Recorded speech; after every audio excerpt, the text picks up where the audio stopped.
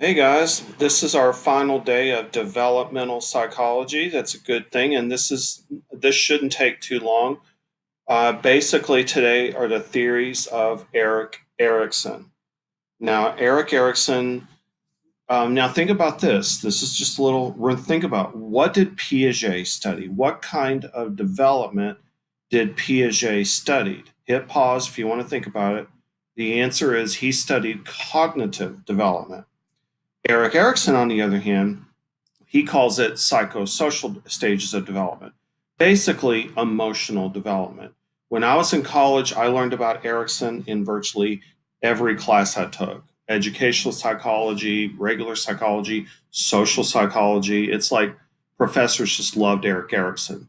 So let me tell you what I know. Now, on the left, there's my daughter, and she's about 2 months old there, and in the first stage of Erik Erikson, we call it trust versus mistrust.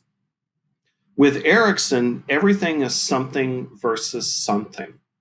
Erik Erikson, he took he projected a lot about his own experience and put them into his work. And you'll probably see a lot of that later on. But think of this as attachment, okay? You should by now know about attachment, and infants form attachment to their parent, usually the mother. But here's me holding my daughter, and she's looking at her mother right now while she's taking that picture. And she likes being held by her daddy. So she developed a sense of trust. And just like with attachment, which is more scientific term, I think, but Erikson called this trust. Now, if you neglect your infant and you don't hold your baby, you don't form an attachment, the baby, according to Erikson, could form a mistrust toward the world. In extreme cases, we would call that reactive attachment syndrome. So, again, this is Erikson really gave a simplified version of attachment versus reactive attachment syndrome, but you get the point. So, the important event is feeding, according to Erikson, because that's when the baby really learns how to trust the parent.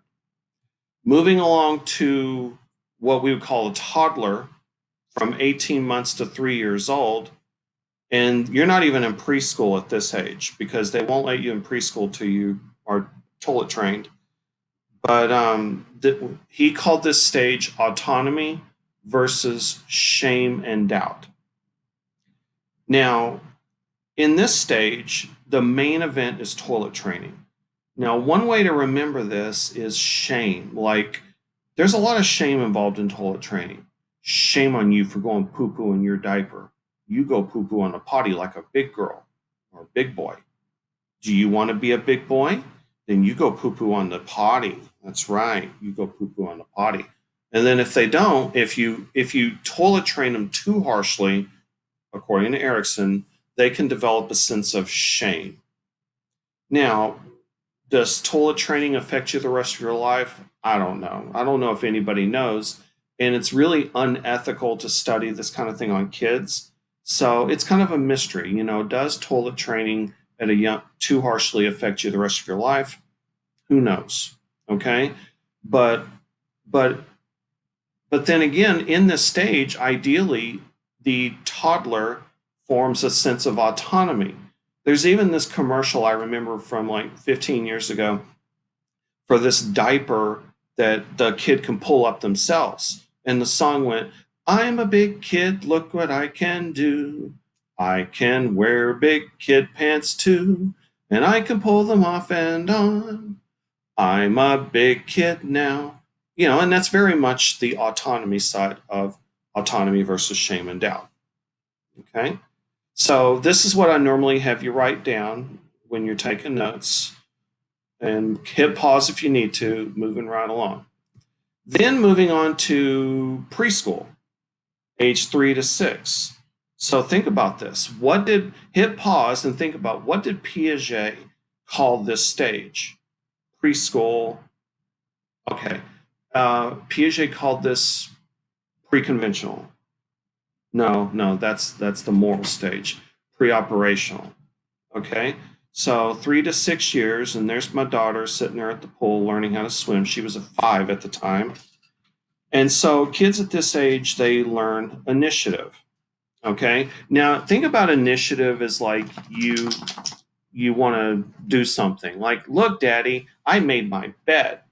Okay. Look, Daddy, look what I can do. Okay. But but unfortunately during this stage, there is a risk of the child feeling guilt. Like, for example, during when you're 3 years old, you might take a permanent marker and write on the television, Daddy, look, I made it pretty. And then they get a sense of guilt. It's like, I didn't do a good job. Or they might feel guilty about taking initiative. And it's real easy to get this stage mixed up with the next one. But, but kids want to be independent at this stage. You take them to the mall and they want to walk 10 feet in front of you because they want to be independent, and then you're like, no, you need to come back. You walk by mommy and daddy, come on, and if you correct them too harshly, they could get a sense of guilt when they were just trying to feel independent. Okay. And then the next stage is elementary school. So now hit pause and think about, what did Piaget call this stage? Elementary schools are made of concrete. Okay. Oh my God, I can't even think of it. Anyway, industry versus inferiority. And Erikson called this stage where industry, think of the word industry and think of industrious. Industrious means that you are good at something. Okay, so at this stage, they're not looking to be independent. They want to feel good at something. Okay, they don't want to just say, I do it myself. No, by this stage, they want to be good at it. And so at this stage, like, here's my daughter and she made her bed. Okay, she wants to feel that she was good at making her bed. And we did not do this, but if we were to go in there and unmake her bed after she had made it and then remade it ourselves because we wanted it to be a little better, then that would have made her feel inferior. So we didn't expect her to do a perfect job. We just, told her she was good at it, and we weren't too critical on her. We could have been a little bit critical, but not too critical, because we did not want her to feel a sense of inferiority. Okay, so hit pause. This is what I have. This is a summary of those 2 slides. Okay, and finally, teenage years. So think about what Piaget called the teenage years. And he didn't have a specific age for teenagers. So according to Piaget, we are all, and me and you, are both in the formal operations, and formal operations. So according to Erikson, we have what's called identity versus role confusion. So think about that. A lot of teenagers are trying to find their sense of identity, fitting in. Even claiming to not want to fit in is kind of, you're wanting to try to fit in with somebody. Generally, you're trying to want to fit in with somebody. Okay, and maybe it's not somebody at school. Maybe it's just a gamer group, a Minecraft group you have going on at home. But you want to belong somewhere. Okay, for me, I hung out with African American teenagers at a different high school. So I went to Skyline, and I didn't have a lot of friends at Skyline, but all my friends went to a different school, so I was pretty socially isolated during this time. But your teenagers are trying to find their sense of identity. Who am I? When I was, and you're trying to tweak your personality. And being a teenager, as you know, can be very confusing. Okay, parents say, "Why can't you act more mature?" But then you act mature, and then your parents are like, "Who do you think you are? You think you're grown?" It's really tough. It's really tough being a teenager. It's like you can't even go to the bathroom without permission most of the time. Yet teachers are always saying, "Why can't you act more mature?" It's a very confusing time. It really is. Okay. And then um, you get into your 20s. According to Erikson, this stage, in my personal opinion, I don't. I think it ends when you get married, really. But before you hit middle age, when you're a young adult, you are in what's called the intimacy versus isolation stage. And a lot of the questions surrounding this stage are, do I want to have a relationship? Do I want a girlfriend? Do I want a boyfriend? Do I want to get married? Do I just want to be casual? And if you answer that question incorrectly, you risk isolation. So let's say you say, I'm not going to date right now. I'm going to focus on my career. Or I don't want to date right now. I'm just going to play video games. When you do that, you risk isolation, especially if all your friends are dating and especially if all your friends start getting married. When you're 25, you're going to see a lot of your friends are already getting married and they're not going to want to hang out with you anymore because you're the only single one. Same thing if you're the only one who's married. When you get married, your single friends don't want to hang out with you. So those are all questions for that you have during this stage.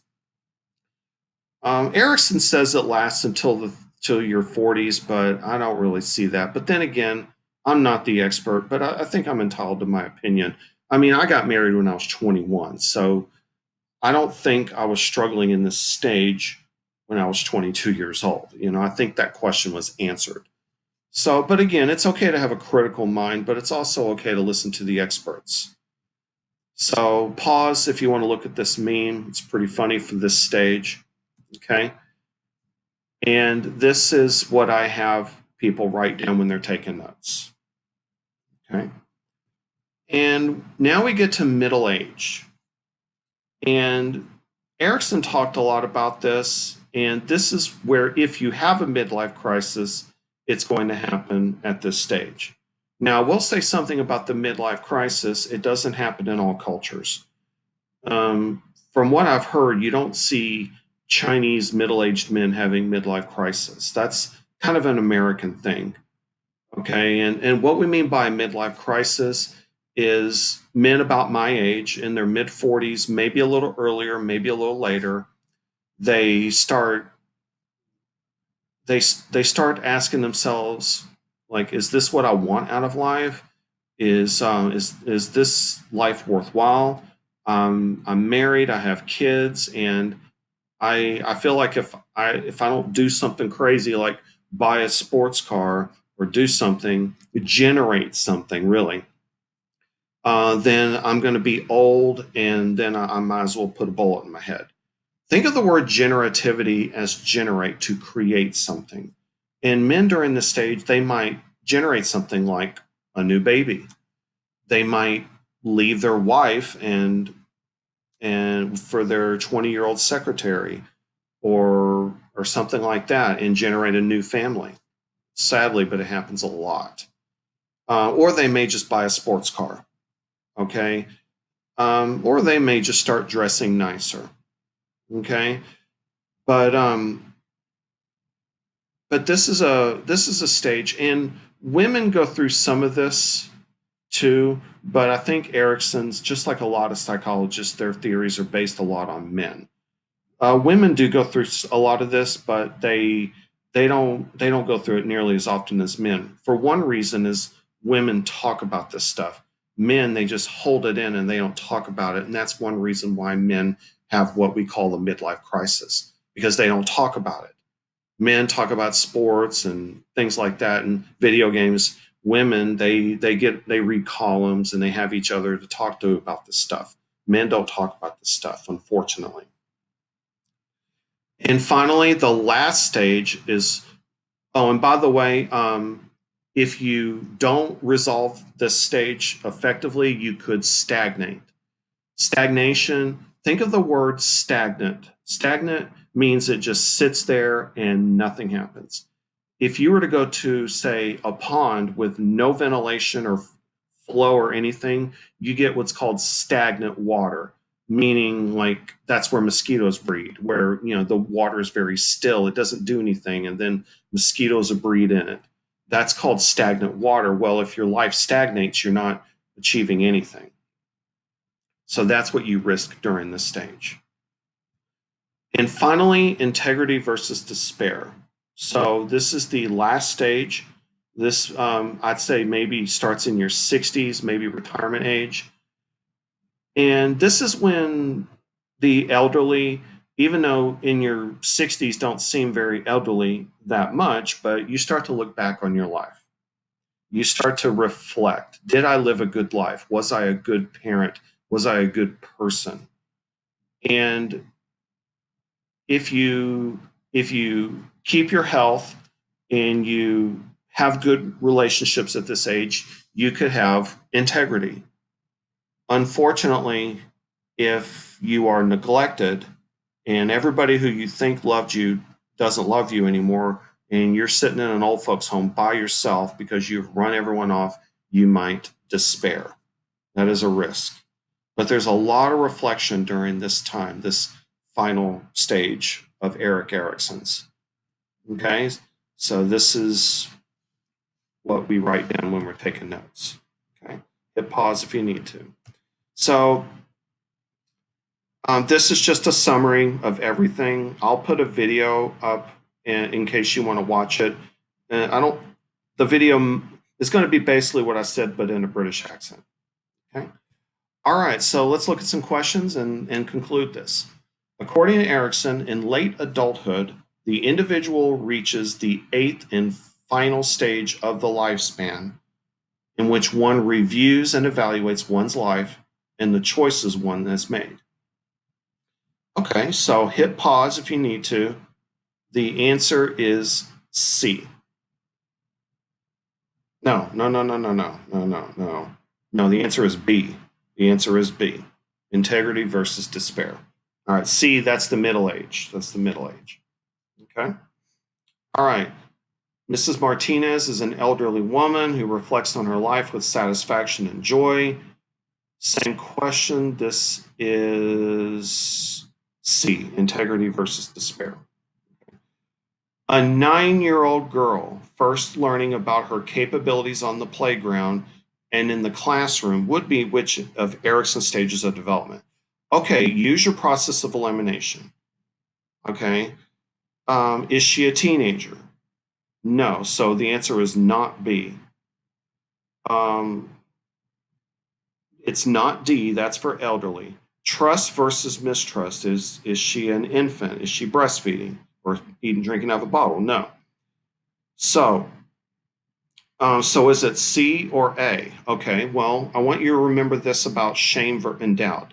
Shame on you for going poo-poo in your diaper. Shame on you. So the answer is A. She wants to be good at what she does. So the answer is A. She wants to be industrious. Okay, so this one's a little confusing. Or maybe not for you. Which of the following did Erikson say was the primary conflict through which a teenager needs to work? Okay, so you think, okay, so what do teenagers deal with? So hit pause if you need to. And the answer is C. The answer is C. Okay. According to Erikson, blank is the key task of adolescence. So think about what is the stage, identity versus role confusion. So the answer is B. Marley is a sensitive, responsive parent who consistently satisfies the needs of Sarah, her infant daughter. According to Erikson, Sarah is likely to what? Okay, so before you look at the answers, think about Erikson. What did he call the first stage of infancy? Trust versus mistrust. So the answer is A. Okay. Now, this I did not prepare you for. I just threw this on here. So let's just take a look and see what you think. Paul and Sally, who met and married in their mid-20s, have been married for 25 years. Their youngest child recently graduated from high school and is left for college. Which of the following is most likely true of this couple? Hit pause and think about it. Okay, it's not A, because women who hit menopause, their hormones decrease. Okay, and it's not B. Men's hormones do not surge. Okay, if anything, they drop a little bit. Now this one's really tough. Okay, and so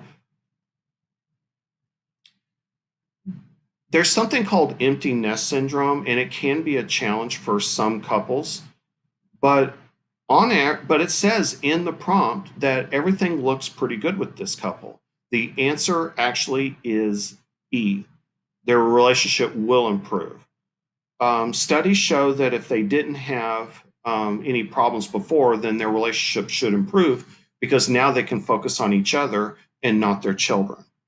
Now, I'll admit there are a lot of marriages that don't survive when their youngest hit 18 and their youngest moves out, but that's not the case in the prompt here. So the answer is E for this one. Okay. All right. So we're not done yet, just so you know. All right. According to Erikson, a man's midlife crisis happens in the what? Okay. So midlife, the answer is A. The answer is A. Okay. Now, this is very important. How do we study? So let's put our scientist hat on here. How do we study developmental psychology? Well, one way is to do a longitudinal study. Okay. And these are awesome if you can do them, but they take a long time. You see the word long and longitudinal? So let's say you were to ask a 7-year-old questions, and then you come back 7 years later, ask them again. Then you come back every 7 years. After 30, 40 years, you can ask the same people the same questions and then compare the answers. That is called a longitudinal study.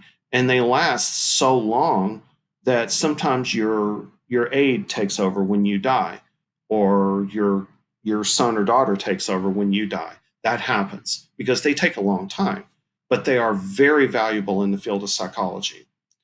They are expensive and they are time consuming.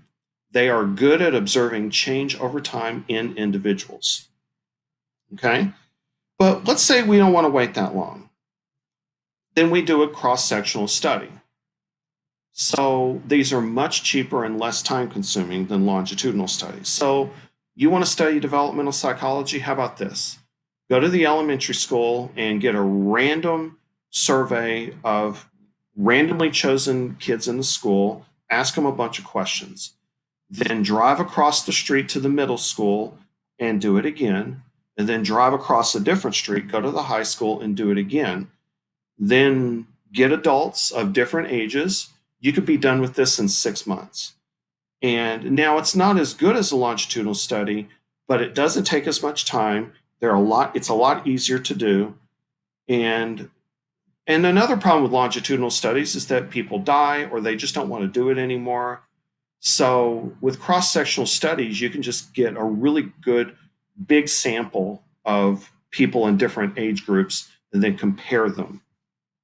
Okay, cross-sectional studies are much easier to do than longitudinal studies. Okay, all right, so let's do a few questions and let's wrap this up.